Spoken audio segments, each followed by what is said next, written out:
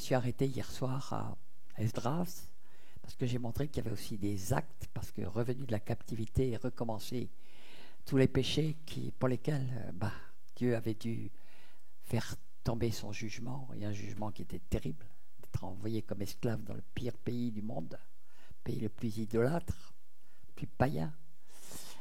Et donc Esdras intervient, et puis vient derrière lui Néhémie. Esdras peut enfin, après son intercession, rebâtir le temple.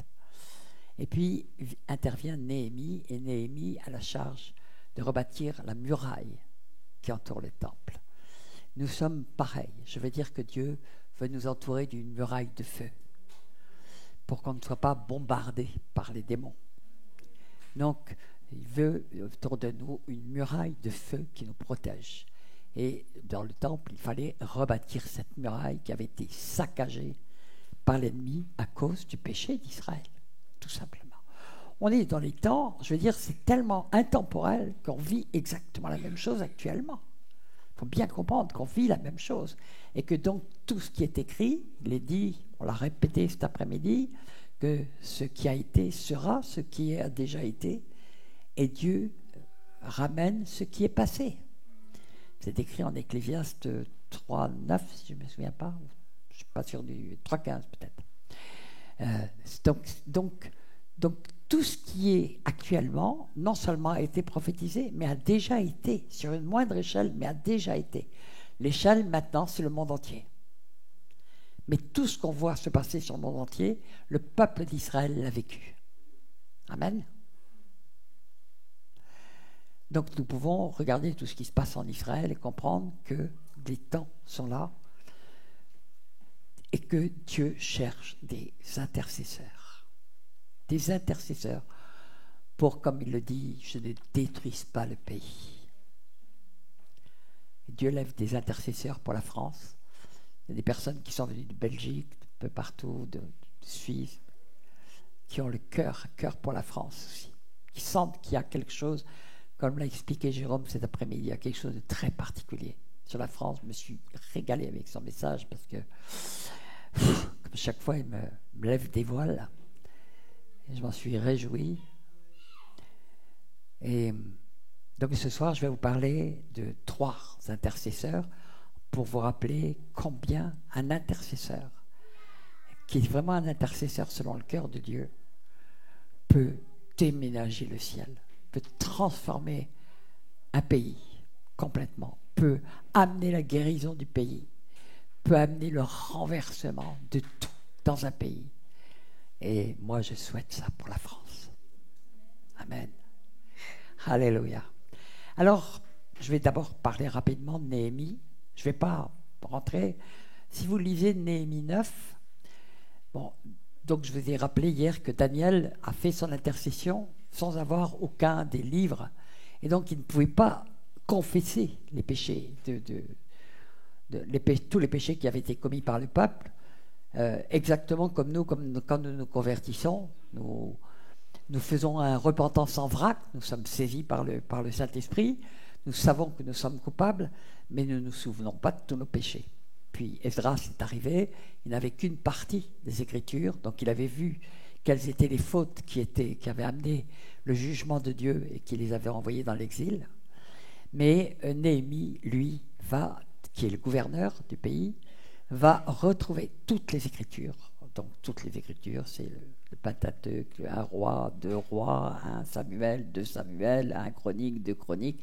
Et Dieu a toujours voulu que l'historique, comme le dit Joël, que tout soit raconté pour qu'on comprenne le pourquoi. C'est pour ça que c'est le peuple. C'est le peuple témoin avant tout. C'est le peuple témoin de Dieu, de qui est notre Dieu. Et combien la bonté de Dieu est grande quand nous sommes dans l'obéissance et que dans la foi, tout simplement, parce que la foi entraîne l'obéissance, c'est la confiance totale. Et combien, quand on désobéit, on passe à côté des bénédictions, on passe à côté de tas de choses. Mais heureusement que pour nous, et puis bien sûr que notre destinée est vraiment très bien établie. Si Yeshua n'était pas venu, elle n'avait pas endossé notre péché à la croix de Golgotha.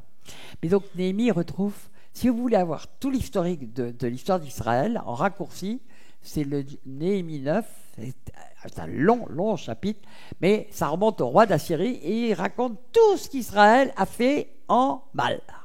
Il dit pas ce qu'Israël a fait en bien, hein. Nous dans les biographies on raconte que ce qu'on a fait de bien, mais Dieu a voulu que Israël note à la fois ce qu'il avait fait de bien, ce qu'il avait fait de mal, donc il retrouve toutes les causes pour lesquelles le jugement de Dieu est tombé. Et il va faire la même chose. Néhémie va dire, nous avons péché, nous avons fait le mal, nous avons fait ceci, nous avons fait cela. Parce que Néhémie ne comprend pas pourquoi il n'arrive pas à remettre la muraille en place. Pourquoi il y a tellement d'opposition? Pourquoi l'ennemi vient? L'ennemi déjà se présente à Esdras et puis il dit mais on va bâtir la muraille avec vous, mais vous allez voir, on prie le même Dieu. Ça vous rappelle pas quelque chose, ça? Nous prions le même Dieu, on va rebâtir le temple avec vous, etc. Et Esdras leur dit non, nous allons le rebâtir nous seuls. Il a vu le danger, il se souvient de ce qui s'était passé avec Gédéon, mais avec les trous. C'est Finé qui a donc je cherche avec Balaam. Il se souvient de ce qui s'était passé avec Balaam, qui faisait des petits mélanges comme ça, il faisait des mariages avec des gens et puis la plaie était tombée, et puis Finé avait arrêté la plaie. On peut dire qu'il a tranché dans le vif, hein. Alléluia. Et donc, il se souvenait de ça. Et donc, Néhémie, c'est la même chose. Il voit des oppositions. Qui est-ce qui ne voit pas plein d'oppositions dans sa vie?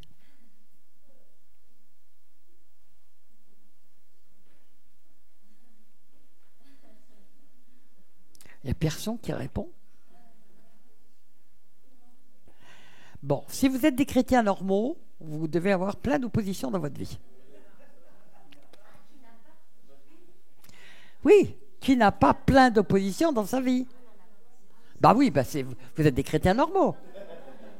Amen. Alors, ceux qui n'ont pas d'opposition dans votre vie, venez tout de suite ici, on va prier pour vous que vous convertissiez. Alléluia. Donc, il y a des oppositions. Il y a des oppositions à la reconstruction de la muraille. Il y a aussi beaucoup d'oppositions à la délivrance. Il y a des oppositions partout. Il y a des oppositions quand vous voulez être rebâti et être sanctifié et être protégé par la muraille de feu du Seigneur. L'ennemi ne veut pas laisser faire comme ça. D'accord? Donc, il y a du combat. Mais Néhémie comprend que le véritable combat, c'est tout simplement que la faute du peuple n'a pas fini d'être endossée. Donc, il va faire ce que n'ont pas pu faire ni Daniel ni Esdras, faute de la connaissance de tous les péchés. Il retrouve tout et il va confesser tous les péchés du peuple. Et il va confesser, il ne va pas dire « ils ont fait ci, ils ont fait ça », il a dit « nous avons fait ça, nous avons fait ça, nous avons fait ça ». De temps en temps, il dit « il », mais il dit « ramène toujours tout à lui ». Et je vais le lire simplement, je ne vais pas lire tout Néhémie, mais c'est un chapitre vraiment, c'est rempli de perles, comme toute la Bible est remplie de perles. Alors bon, ok. Néhémie 9,33. Vous voyez, quel changement de regard par rapport à la nature adamique, et nous l'avons déjà retrouvé chez Esdras, nous l'avons retrouvé aussi chez Daniel. Quelle différence! La nature adamique qui est toujours de dire c'est pas de ma faute, c'est pas moi, c'est l'autre, c'est ceci, c'est cela, et puis de se justifier en permanence. Néhémie 9,33. Pourtant, il est arrivé des choses terribles. Il y a des gens, des femmes qui ont été éventrées, certains ont eu les yeux crevés, les enfants ont été arrachés, de tués, enfin, ça a été terrible, plus 70 ans d'esclavage en captivité. Tout perdu, jusqu'à leur pays, tout perdu. Néhémie 9,33. Tu as été juste dans tout ce qui nous est arrivé, car tu t'es montré fidèle, mais nous avons fait le mal. Cette phrase-là, c'est celle à laquelle arrivent tous les intercesseurs qui endossent le péché des autres. Tous, sans exception, se mettre dans la position du coupable, endossent, et se repentent devant Dieu et Dieu écoute, car c'est ce que Jésus a fait aussi pour nous. Amen. Donc c'est exactement le contraire de notre nature adamique qui est manifestée. C'est la nature de Christ. C'est la nature de Christ. Un intercesseur, c'est quelqu'un qui a acquis la nature de Christ. Je ne dis pas que ça se fait du jour au lendemain, mais tout le long de sa marche avec le Seigneur, un intercesseur va avoir, Dieu veut qu'on ait tous la nature de Christ, on est bien d'accord. Mais un intercesseur va aller peut-être un petit peu au-delà. Peut-être un peu au-delà. Il va comprendre ce que Paul dit quand il dit « Je rajoute par mes souffrances aux souffrances de Christ ». Ah, il y avait besoin de rajouter à ses souffrances? Non, il n'y a pas besoin de rajouter. Mais il va faire une part à lui. C'est un intercesseur extraordinaire, on le voit en Romains 9, j'en avais parlé la dernière fois, quand il est prêt à être maudit pourvu que ses frères soient sauvés. Et il endosse les péchés de ses frères juifs qui ne sont pas convertis, il les endosse. Et il est prêt à mettre son salut sur la table.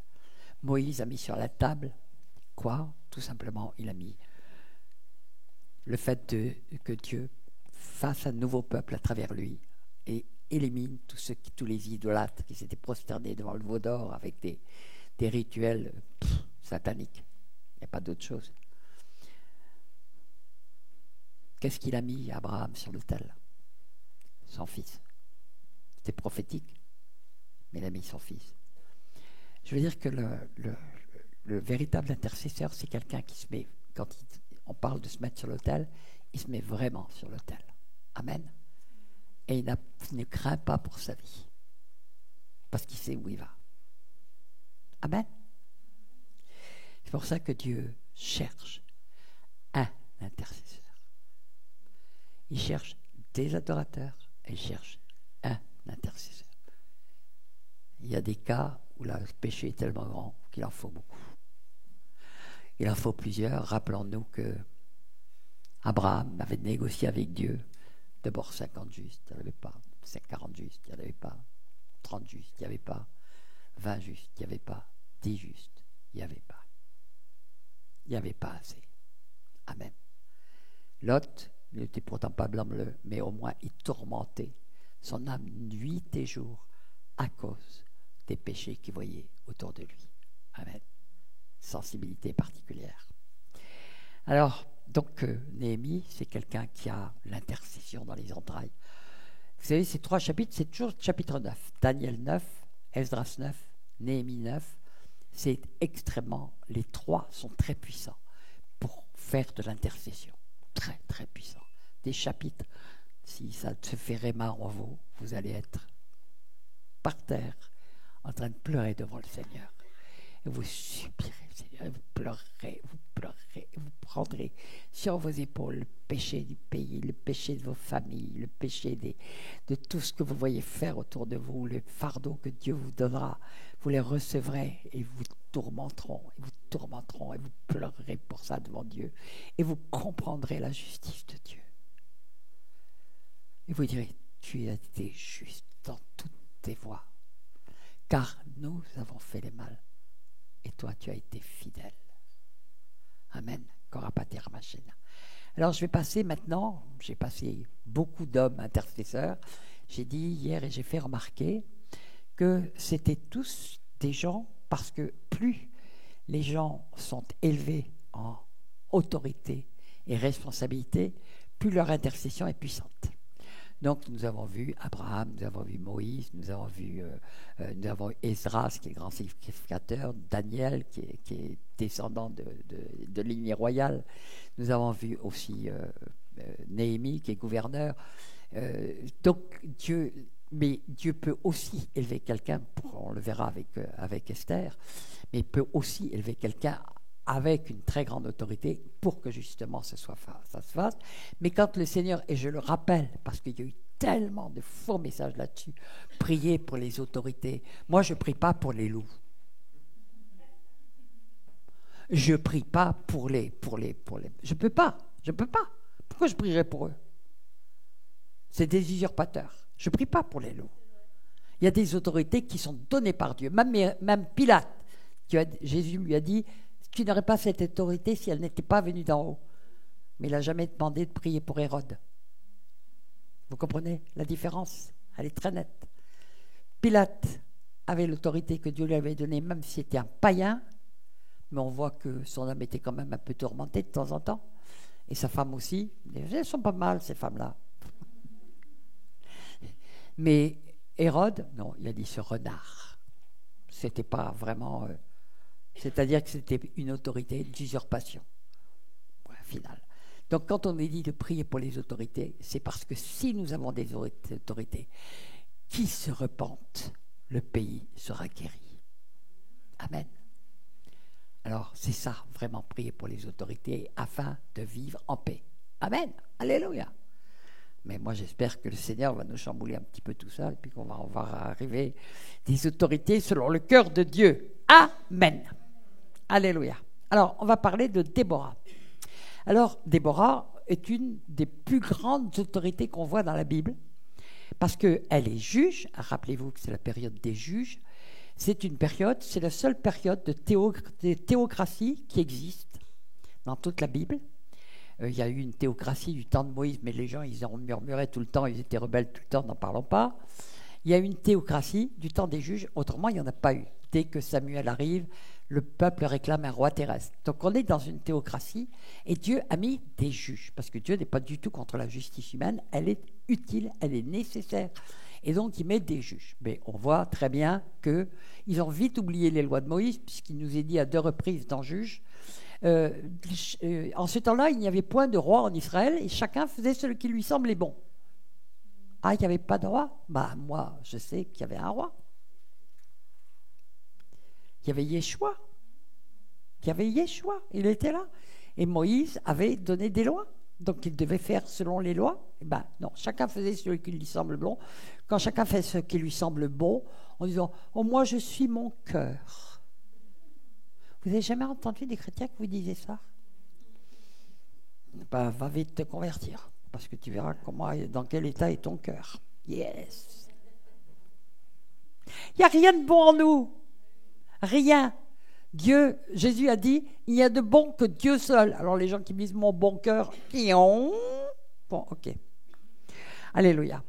Alors, elle est juge, elle est prophétesse, c'est-à-dire qu'elle est ointe par Dieu en tant que prophétesse, elle est ointe par Dieu comme juge, et nous allons voir qu'elle va être un intercesseur qui bouge les armées célestes au point que les étoiles vont combattre avec elle. Yes! Vous n'avez pas envie de voir des femmes qui se lèvent comme ça et que les étoiles combattent avec elles? Yes! Moi, oui. Amen. Alors, pourquoi est-ce que Dieu a levé une femme? Oh, quelle drôle d'idée! Eh bien, Juge 5,7 me dit, parce que c'est exactement ce qui se passe actuellement. Donc c'est intéressant. Et c'est pour ça que Dieu lève beaucoup de femmes actuellement. Mais j'ai beaucoup aimé le message de Jérôme tout à l'heure. Dieu lève des femmes pour qu'elles lèvent des hommes. Je résume. Méga résumé. Enfin, ça m'a frappé au passage quand même. Juge 5,7. Les chefs étaient sans force en Israël. Sans force. C'est-à-dire que les hommes ont perdu leur place d'autorité. Et la place d'autorité, l'autorité n'est juste que quand c'est une autorité de protection. Les hommes n'ont d'autorité que dans la mesure où ils sont des protecteurs. Adam a été levé avec une autorité folle sur la planète entière et sur les animaux. Ce n'était pas pour les massacrer, c'était pour les protéger. Ce n'était pas pour les écrabouiller, c'était pour les sauver. Amen. Alléluia. Donc c'est ce qui s'appelle, et quand Dieu dit qu'on doit se soumettre à lui, c'est pour être protégé, pas être écrabouillé. Donc je rappelle ce qu'est l'autorité selon Dieu. L'autorité est donnée à des gens, quand elle est donnée par Dieu, à des gens qui sont des protecteurs. Amen. Alléluia. Des hommes qui sont des protecteurs, et actuellement beaucoup de femmes pleurent, y compris dans le corps du Christ, parce qu'elles ont beaucoup de mal à trouver des hommes qui prennent leur place d'hommes, c'est-à-dire d'hommes responsables, qui sont là pour protéger, pour nourrir, pour faire ce que tout Christ fait pour nous. Ils sont censés être l'image de Christ dans la famille, quand même. C'est écrit ou non? Oui. Alors, c'est un peu dur en ce moment. Je ne vais pas rentrer dedans parce qu'il y a des causes profondes, graves, mais que j'aurai peut-être l'occasion de partager dans une autre occasion. Les chefs étaient sans force en Israël. Quand je me suis levée, moi, Déborah, quand je me suis levée comme une mère en Israël, il avait choisi de nouveaux dieux. Alors la guerre, il y avait une cause, la guerre était aux portes. On ne voyait ni bouclier, ni lance chez 40 milliers en Israël. Israël était complètement désarmé. Mon cœur est aux chefs d'Israël, à ceux du peuple qui se sont montrés prêts à combattre. Bénissez l'Éternel. Donc nous voyons en Déborah, cette femme intercesseur, qui veut lever que des hommes se lèvent, qui veut que des hommes se lèvent et qu'ils prennent leur place pour défendre Israël qui est dans un état dramatique. Amen. C'est très très actuel. On est dans les mêmes situations. Vous qui montez de Blanche-Jeunesse, vous qui avez pour siège des tapis, vous qui marchez sur la route, chantez que de leur voix des archers du milieu des abreuvoirs célèbrent les bienfaits de l'Éternel. La louange fait partie de la guerre. Amen. Les bienfaits de son conducteur en Israël, parce qu'on se souvient et on proclame qu'il est notre Dieu. Amen. Comme David qui disait, mais toi tu marches avec tes armes, mais moi je marche au nom de l'Éternel des armées. Amen. Alléluia. Que de leur voix, les archers du milieu des abreuvoirs célèbrent les bienfaits de l'Éternel, les bienfaits de son conducteur en Israël. Alors le peuple descendit aux portes. Elle parle, tout le peuple descend. Amen. Alors Dieu la lève comme un intercesseur, car les chefs sont démissionnaires. Réveille-toi, réveille-toi, Déborah. Réveille-toi, réveille-toi, dit un cantique, c'est le verset 12. Mais il y a une autre prière qui se lève. Lève-toi, Barak, et emmène tes captifs. Barak, c'est le général. Emmène tes captifs, fils d'Abinadab. Alors, verset 13, alors un reste du peuple triompha des puissants, l'Éternel me donna la victoire sur les héros. Ça, c'est le résultat. Amen. Il y en a peu qui se lèvent, mais l'intercession, comme je l'ai déjà dit, elle est communicative. Et elle va se communiquer à d'autres qui se mettent tout d'un coup à être saisis de repentance, on l'a vu, qui se mettent devant Esdras, qui se mettent aussi à prier, à pleurer, comme Esdras, tout le peuple se réunit, se repent, etc. Et Dieu peut agir. Amen. Et là, nous voyons que voilà ce qui se produit. Verset 14. D'Éphraïm arrivèrent les habitants d'Amalek. À la suite marcha Benjamin parmi ta troupe. De Makir vinrent des chefs, et de Zabulon des commandants. Des princes d'Issachar furent avec Déborah, et Issachar suivit Barak. Il fut envoyé sur ses pas dans la vallée, près des ruisseaux de Ruben. Grandes furent les résolutions du cœur. Mais pas tous. Il y en a plein qui sont restés en arrière. Il y en a plein qui... Et c'est Dieu qui il soupèse le cœur des habitants et des démissionnaires, des hésitants, des démissionnaires. Vous savez, les gens qui ne sont pas déterminés ne bougent pas beaucoup dans le corps de Christ. Il faut être déterminé avec le Seigneur. Déterminé. On est dans un temps de guerre spirituelle intense. Il ne faut pas rester en arrière. Il ne faut pas rester en arrière. Et si vous n'êtes pas des intercesseurs, pas appelés comme intercesseurs, parce que c'est un ministère extrêmement puissant, c'est le plus puissant, soutenez-les par la prière. Criez pour que Dieu enlève. Parce que c'est puissant sur le pays. Alléluia. Alors, on voit Dieu qui fait des reproches. Pourquoi es-tu, verset 16, pourquoi es-tu resté au milieu des étables à écouter le bêlement des troupeaux? Au ruisseau de Ruben, grandes furent les délibérations du cœur. Oh là là, est-ce qu'on y va? Est-ce qu'on n'y va pas? Oh, il faut réfléchir 2 fois à la dépense quand même. Bon, et ils n'y sont pas allés. Galaad, au-delà du jardin, n'a pas quitté sa demeure. Pourquoi Dan s'est-il tenu sur ses navires et resté assis sur le rivage de la mer et s'est reposé dans ses ports? Mais il voit aussi ceux qui comprennent l'enjeu. On est dans des temps où on ne comprend pas l'enjeu. C'est terrible. Et ceux qui voient plus que comprendre, c'est qu'ils y vont. Ils y vont. 18. Zabulon est un peuple qui affronta la mort, et Nephtali de même. Sur les hauteurs des champs, les rois vinrent, et ils combattirent. Alors combattirent les rois de Canaan, à Tananak, aux eaux de Megiddo. Ils ne remportèrent nul butin, nul argent. Bon, donc il y a une guerre terrible, terrible. Mais il y a une partie du peuple qui se lève et qui combat. Et il va se passer quelque chose d'extraordinaire grâce à Déborah. Grâce à Déborah. Vous savez, on est dans des... C'est incroyable à quel point nous vivons des temps similaires. Hein. Temps similaires. Déborah, c'est son chant. Et il est écrit au verset 20. Des cieux ont combattu. Alors, ça nous rappelle ce qui s'est passé avec Daniel. Toutes les armées célestes qui sont parties, qui sont allées au combat, à la guerre. Des cieux ont combattu. De leur sentier, les étoiles combattirent. Des étoiles combattirent contre Sisera. Donc Sisera, c'est le chef des ennemis. Le torrent de Kison les a entraînés. Le torrent des anciens temps, le torrent de Kison, mon âme foule aux pieds les héros. Alors les talons des chevaux retentirent à la fuite précipitée de leurs guerriers. La victoire va être totale parce que le ciel combat avec Déborah. Amen.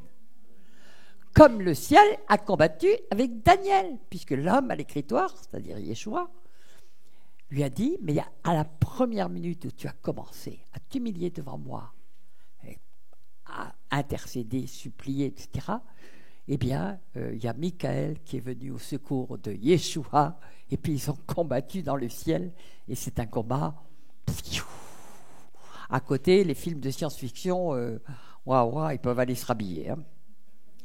Parce que là, on est en pleine fiction. Donc, le ciel a combattu avec Déborah et a obtenu une victoire écrasante. Et je vais passer un petit peu là-dessus aussi. Verset 23, il y a des décrets. Maudissez mes roses, dit l'ange de l'Éternel. On sait que c'est Yeshua.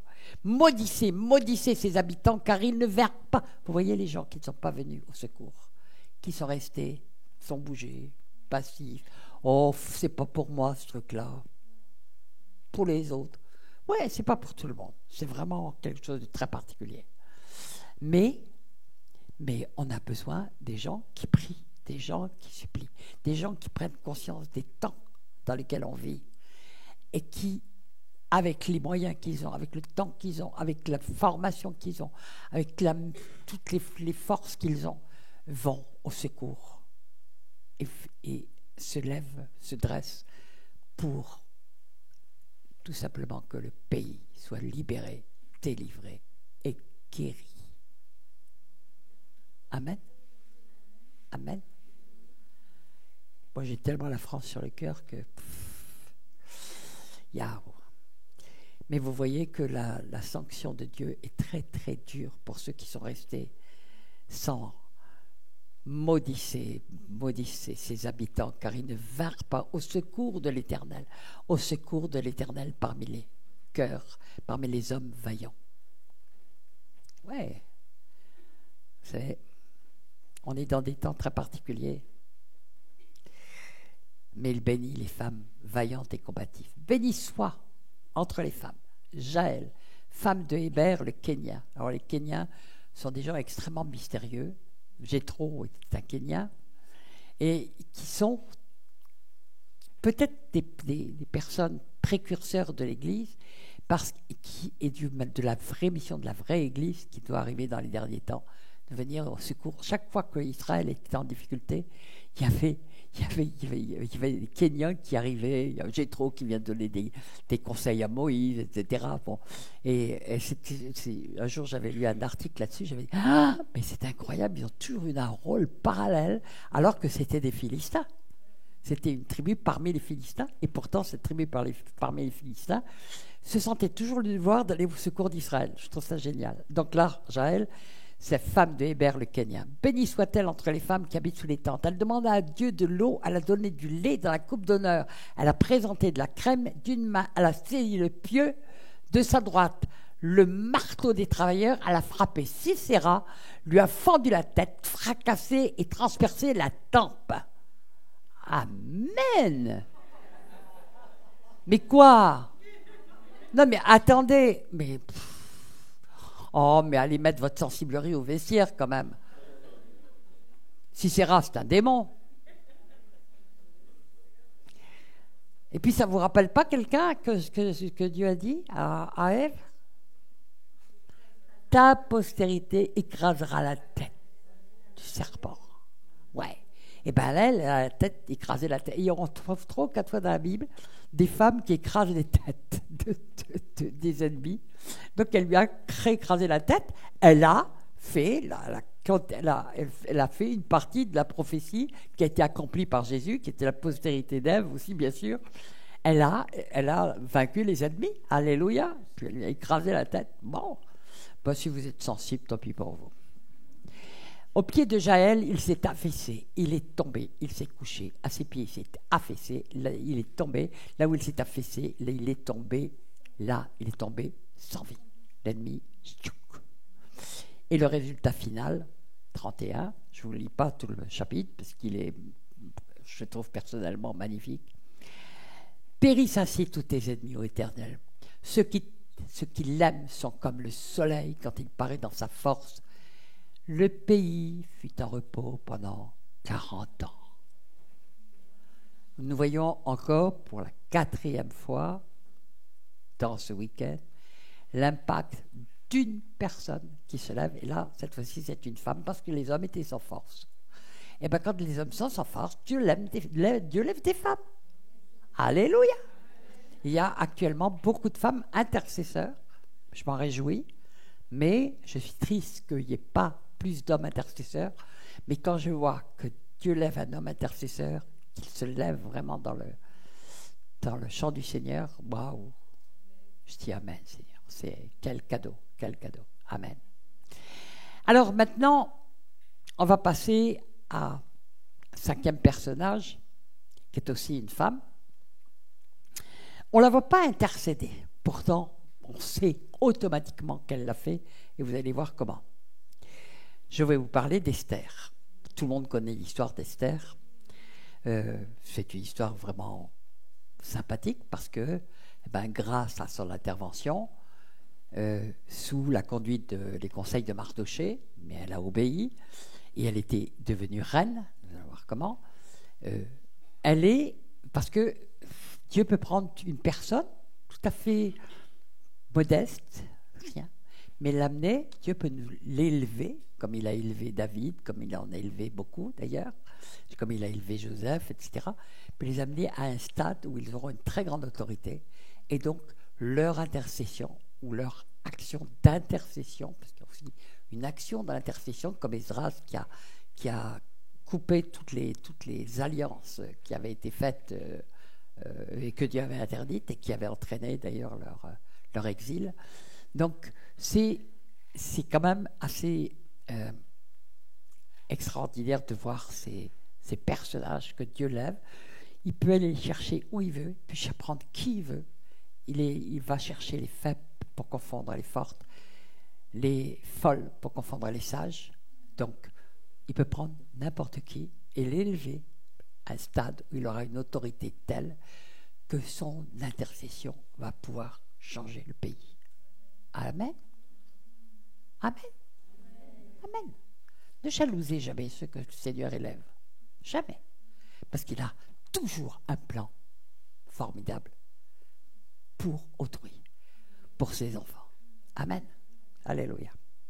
Alors on va prendre donc je ne vais pas vous lire les 3 premiers chapitres. Les 3 premiers chapitres, vous connaissez, je vais faire un petit résumé. Il y avait une reine qui s'appelle Vashti, qui pour des raisons, on comprend très bien que c'est Dieu qui l'a poussée à faire ça, va désobéir au roi, perdre sa place, et dans le harem du roi, il a fait chercher les plus belles filles du pays. Il y a une ravissante jeune fille, c'est Dieu qui l'a créée, qui s'appelle Esther, et qui va plaire au roi et qui va prendre la place de la reine Vashti. D'accord ?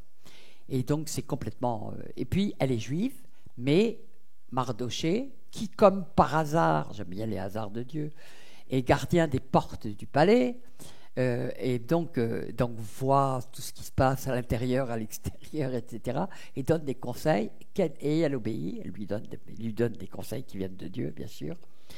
Et donc, elle se retrouve reine du pays dans lequel on est encore en Perse, hein, le royaume des Perses, et c'est quand même un des épisodes où tout Israël a failli être, tous les Hébreux, parce que Israël c'est 2 tribus, tous les Hébreux ont failli être décimés.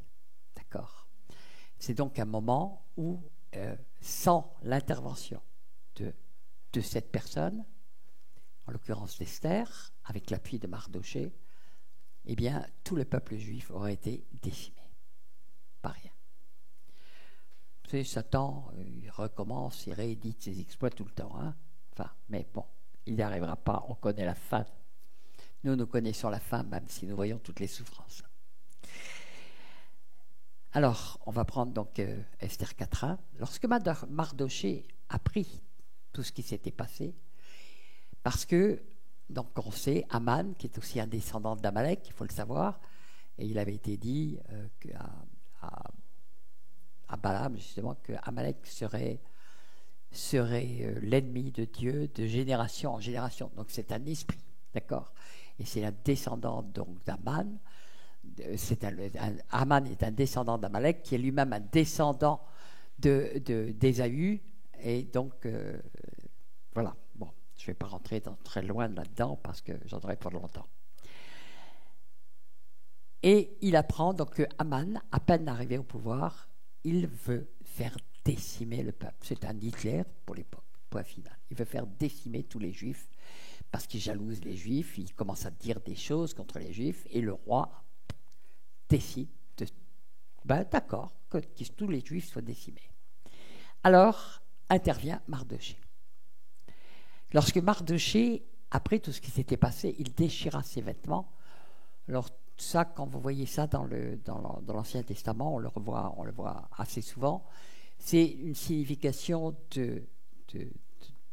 d'humiliation profonde, vraiment. Mais Joël dit déchirez vos cœurs et non vos vêtements. Donc il y a un degré supérieur, si vous voulez, de repentance. Déchira les vêtements, se couvrit d'un habit de toile de sac et répandit de la cendre sur lui. Donc tout ça, c'est des trucs de humiliation pour devant Dieu.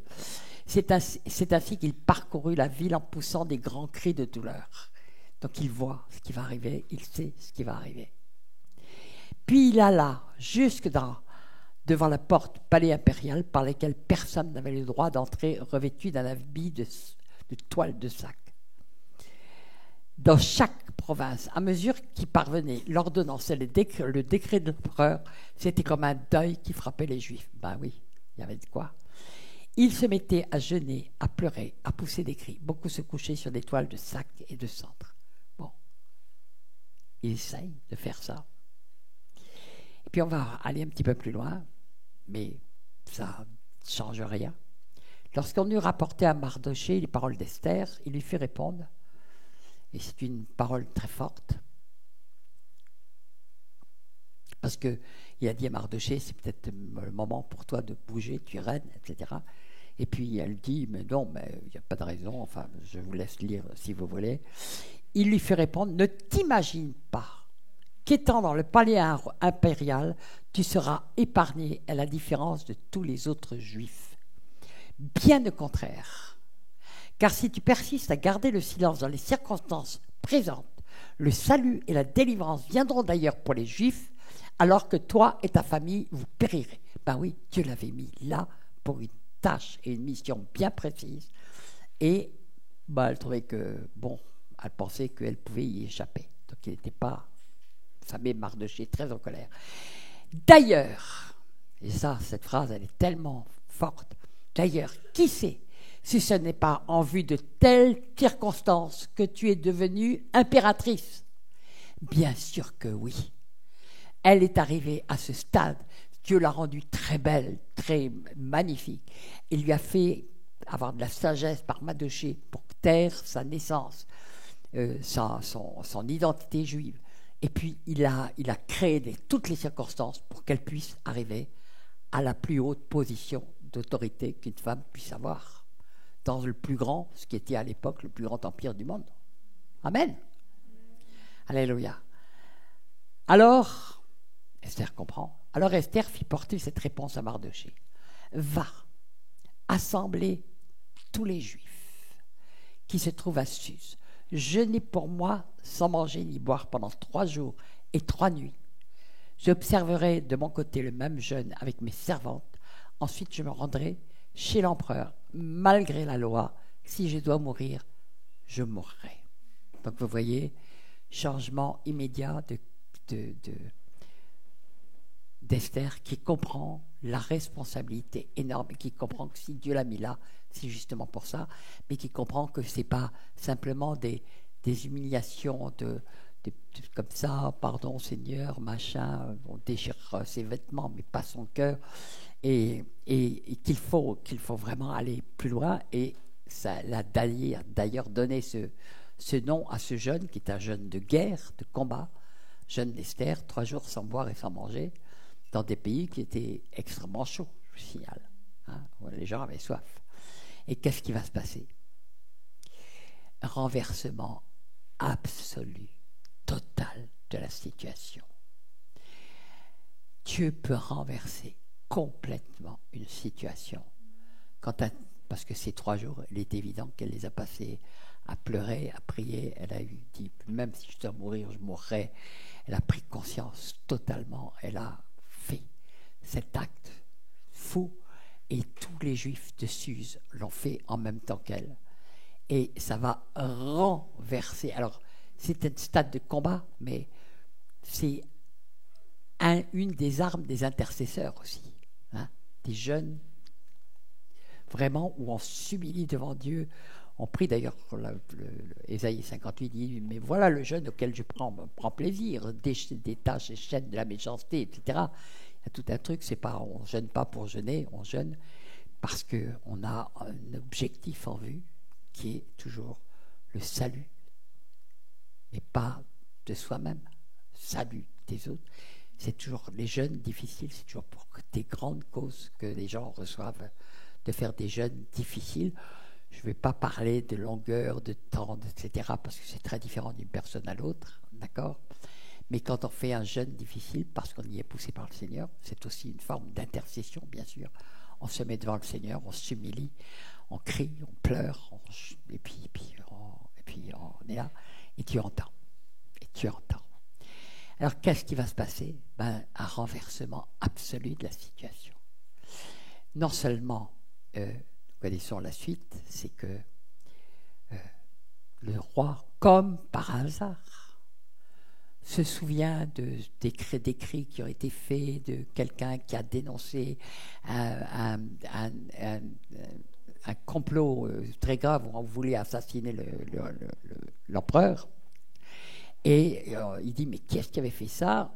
On lui dit, c'est Mardochée, etc. Et puis, ça s'enchaîne. Et le renversement va être total. Et Esther va faire des choses d'une manière intelligente, rusée. Elle va faire venir 2 fois Haman à sa table. Je ne vais pas vous raconter tous les détails.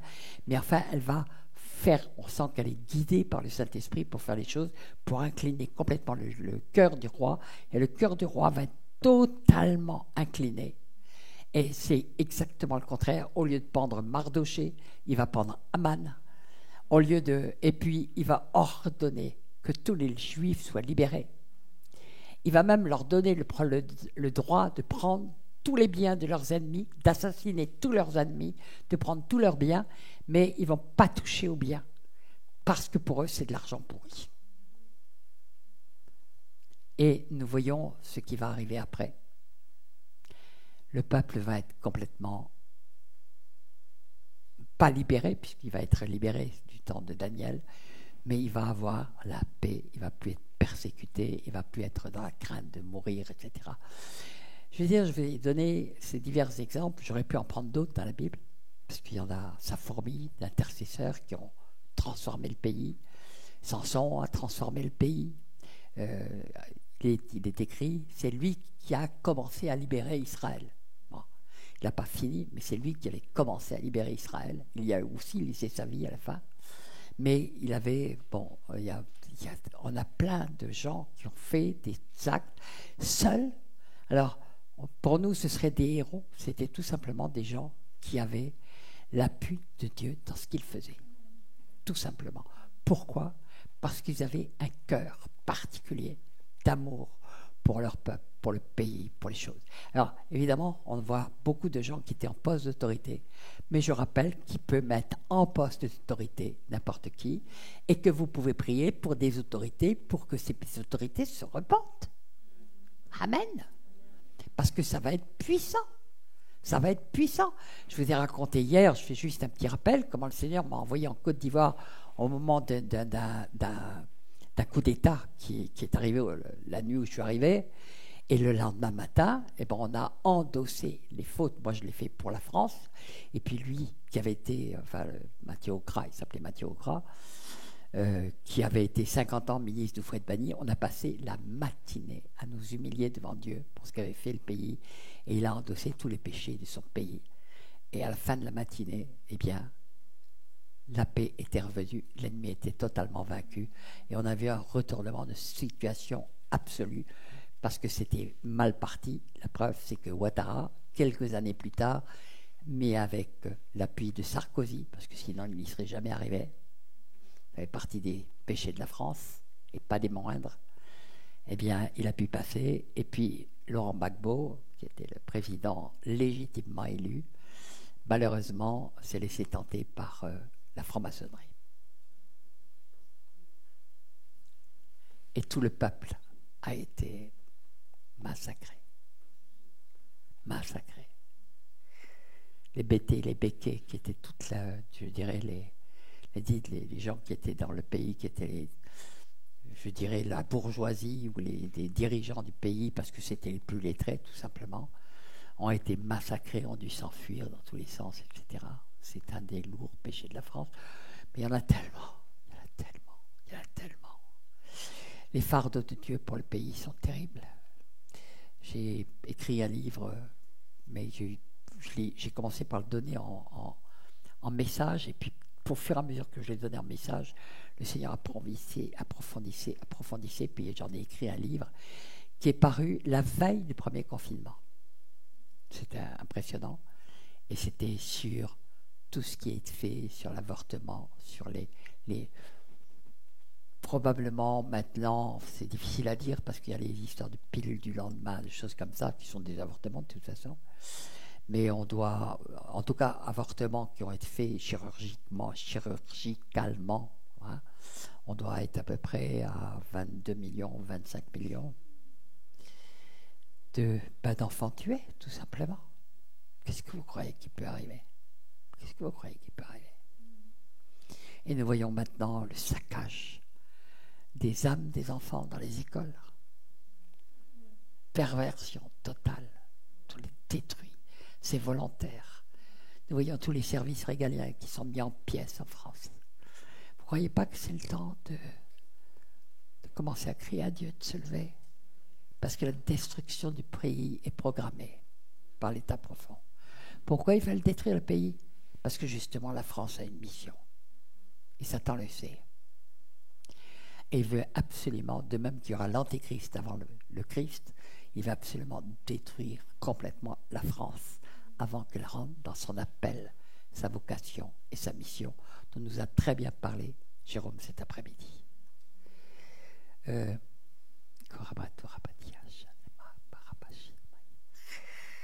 ne vais pas parler très longtemps ce soir, je vais m'arrêter, parce que je sens vraiment la présence de Dieu.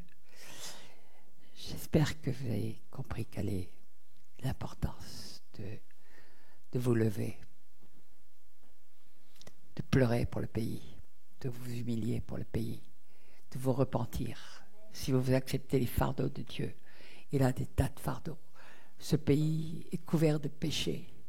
Vous direz, mais il fait comme les autres nations. Mais justement, ce pays a été fondé sur Jésus-Christ. Et l'alliance a été renouvelée plusieurs fois. Donc ce pays n'avait pas le droit de faire ce que font les autres nations, comme Dieu l'avait dit à Israël. Les nations font de telles choses, mais à toi, le Seigneur ne le permet pas. La France n'avait pas le droit, parce qu'elle a été fondée sur Jésus-Christ. Elle n'avait pas le droit de faire comme les autres nations.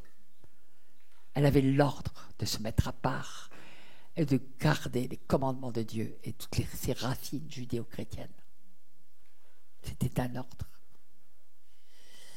C'était une mission. Au lieu de ça, elle a tué son roi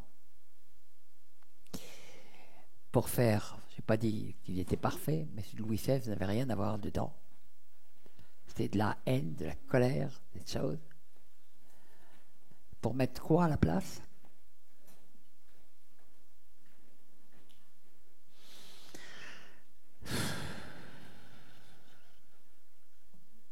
Je suis en train d'écrire un livre. J'arrive pas à l'écrire, j'ai jamais le temps. Mais je suis en train de parcourir la Bible. Et puis j'ai compris quelque chose de très fort, qui est en fait le thème de mon livre, d'un bout à l'autre. Et Dieu l'a montré à travers son peuple. Il a laissé les hommes faire leur propre loi, leur propre système, tout au long des millénaires. Et son peuple a fait de même. Il a commencé par être esclave en Égypte. Pendant très longtemps, je me dis, mais Seigneur, pourquoi je ne comprends pas ? Tu te mets à part un peuple qui est ton peuple aimé par essence, et tu commences par le rendre esclave, et tu as annoncé à Abraham qu'il serait esclave pendant 400 ans. Je ne comprenais pas au début. Puis j'ai fini par comprendre. Pourquoi est-ce que Dieu a voulu qu'il commence comme esclave ? Mais ils ont commencé par un étrange esclavage, grâce à Joseph, que Dieu a mis comme pharaon à la tête de l'Égypte. Et du coup, leur esclavage était doux pendant plusieurs siècles. L'esclavage était doux. Le joug était léger. C'était pas trop lourd. Puis, il nous est dit en Exode 1, puis vint un pharaon qui n'avait pas connu Joseph. Et là, leur situation va changer. Puis vint un autre pharaon qui n'avait pas connu Joseph. Et là, notre pharaon, ça va encore pire, de pire en pire. Et enfin, ils vont crier pour avoir un libérateur. C'est exactement ce qui va se passer pour toutes les nations. Dieu les a laissés tout essayer. Tous les systèmes possibles et inimaginables, tous se terminent en dictature épouvantable. Les démocraties deviennent pires même que toutes les autres. D'ailleurs, vous savez, les plus grandes dictatures communistes s'appelaient démocraties. D'accord ? Donc c'est un leurre. Il y a seule chose qu'on peut demander pour la France, c'est une théocratie. Jésus, roi de France. Yes. Parce que sans ça, on n'aura jamais la paix. Nous sommes arrivés au bout de notre sac à malice, parce que la France, maintenant, est devenue un des pays les plus contrôlés, les plus sous... Enfin, on est en train de les détruire. Hein. Mais le Seigneur va laisser tomber. Je vais me permettre de rappeler une vision que j'avais, je l'ai déjà rappelé plusieurs fois, mais tant pis si vous l'avez entendu, mais une vision que j'avais reçue à un temps extrêmement précis, que je ne peux pas oublier. C'est le 14 avril 2019. Je vois une vision que je mets sur mon blog le 15 avril à 9h du matin. Et dans cette vision, je l'ai décrite très exactement, on peut la retrouver, je l'avais appelée le cataclysme et la croix. Dans cette vision, je voyais s'élever un nuage noir, épais, opaque sur la France. Je vous rappelle que c'est le 15 avril 2019, à 6h de l'après-midi, qu'a commencé l'incendie de Notre-Dame. Et qui s'est élevé un nuage noir très très lourd au-dessus de tout Paris. D'accord ? Donc c'était vraiment prophétique. Et je voyais ce nuage noir qui s'élevait et je ne comprenais pas, il voltigeait dedans des bonnes sœurs et des curés. Donc je ne l'ai pas compris sur le moment, j'ai compris après, quand j'ai vu l'incendie de Notre-Dame. Parce que c'était pas Notre-Dame qui était, ça a fait le tour du monde. C'est les systèmes religieux humains dits chrétiens qui ont commencé à être impactés. D'accord ? Et c'était un avertissement de Dieu pour toutes les églises, de toute façon. Donc, je voyais ça, ce truc. Puis, je vois ce nuage noir qui se répand sur toute la France, qui devient pesant, lourd. Tout était dans les ténèbres. Je ne savais pas tout ce qui allait se passer. Mais je voyais toute la France dans les ténèbres, dans les ténèbres, dans les ténèbres. Et c'était lourd. Et puis, je m'aperçois qu'il y a sur le pays ce que j'ai appelé des petites maisons de lumière. Et c'était des maisons où des chrétiens intercédaient. Et c'était des petites lumières comme ça qui étaient allumées sur la France. Puis tout d'un coup, j'ai vu la France qui se... C'était comme si un abîme en forme de la France s'était creusé et je la voyais dégringoler. Rappelons-nous que Jérôme cet après-midi a rappelé que la France doit passer par la destruction. Et je la voyais, mais s'écrouler dans cet abîme sans fond, quasiment sans fond.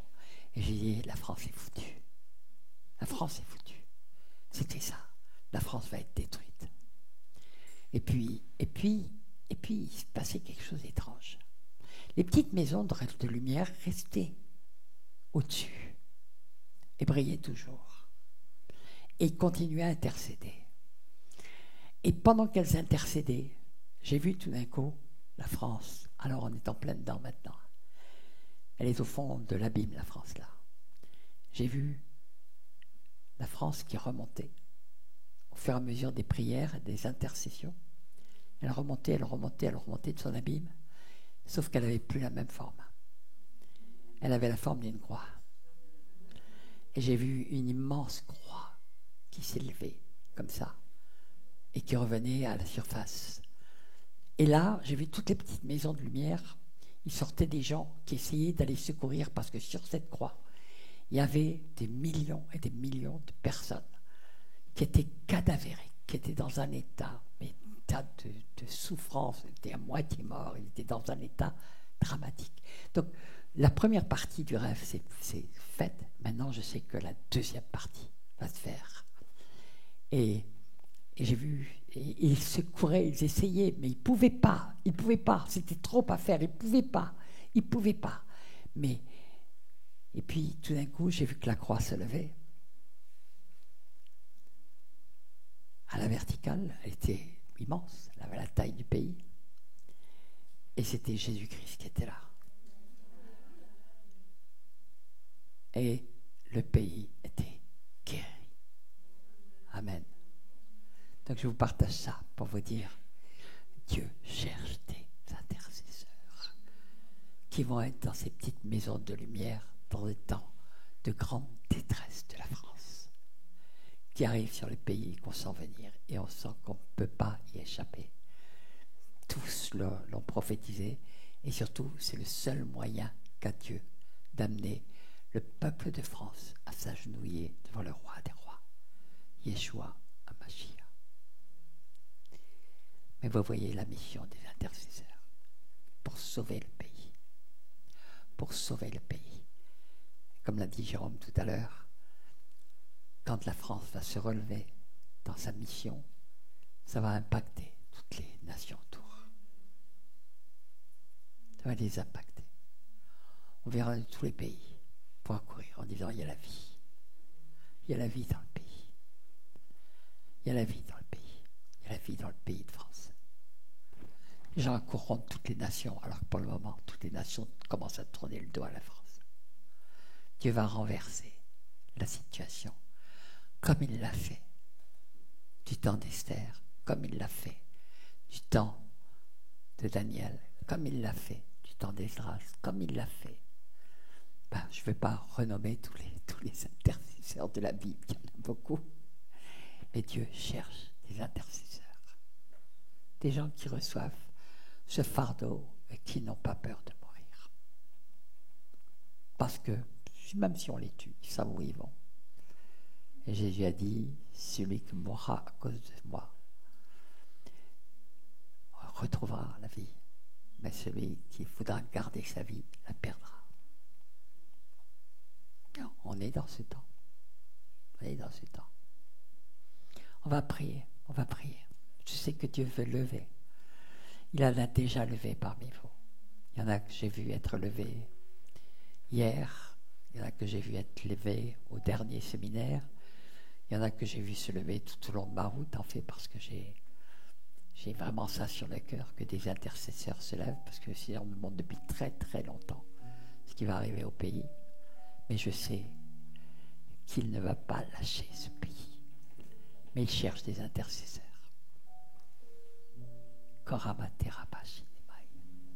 Seigneur, toi tu connais le cœur de chacun. Tu connais le cœur de chacun, papa. Tu sais ceux qui ont le cœur disposé en faveur du pays, parce qu'ils aiment ce pays, parce qu'ils savent que c'était une perle précieuse dans ta main. Ah, Israël, c'est son fils aîné, mais la France, c'est sa fille aînée. Celui qui a dit ça, il a prophétisé sans le savoir. Ça arrive. On le voit même dans la Bible. C'est une perle précieuse dans la main de Dieu. Et si vous voulez laisser un avenir à vos enfants, un beau pays de cocagne comme celui que j'ai connu, qui était merveilleux. Quel pays merveilleux c'était la France. Quel beau pays.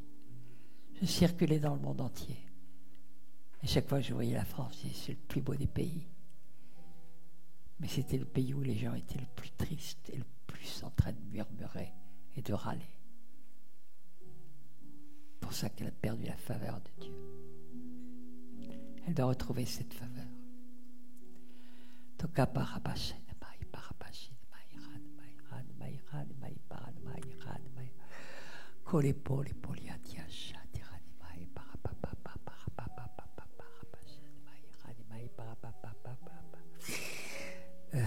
Philippe, où est-ce qu'il est, Philippe?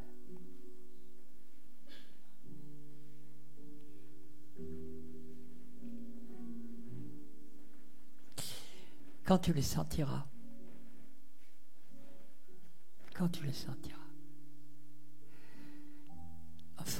tu feras un appel avec la trompette, puisque la trompette d'argent était un appel à la mobilisation du peuple de Dieu. On est d'accord? T'es prêt? Amen. On va juste prendre du temps pour dire, Seigneur, mais ne le faites que si vraiment vous l'avez sur le cœur et que vous le faites de toutes vos forces, de tout votre cœur. Seigneur, me voici, envoie-moi. Seigneur, me voici. Me voici. Me voici, Seigneur, pour que tu m'utilises comme intercesseur, pour que je m'oublie complètement. L'intercesseur s'oublie totalement. Et il devient le vrai disciple de Jésus, qui est le plus grand des intercesseurs. Il est comme Jésus pour intercéder en faveur des fardeaux que Dieu lui donne. Je l'ai raconté plusieurs fois. Un jour, le Seigneur m'a dit à travers la bouche de quelqu'un qu'il avait reçu lui-même de Dieu. Seigneur, je te donne mes fardeaux, donne-moi les tiens. Je ne m'occupe plus de mes fardeaux. Je veux m'occuper de tes fardeaux. Et je te fais confiance. Même si je perds ma vie, je la retrouverai auprès de toi. Car le monde est les intercesseurs. Ils en ont peur. Le diable est les intercesseurs. L'église religieuse est les intercesseurs. On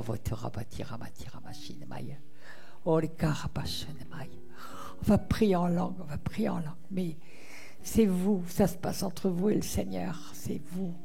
Il n'y a que Dieu qui connaît vos cœurs et qui sait ceux qui sont prêts à payer le prix en faveur du pays.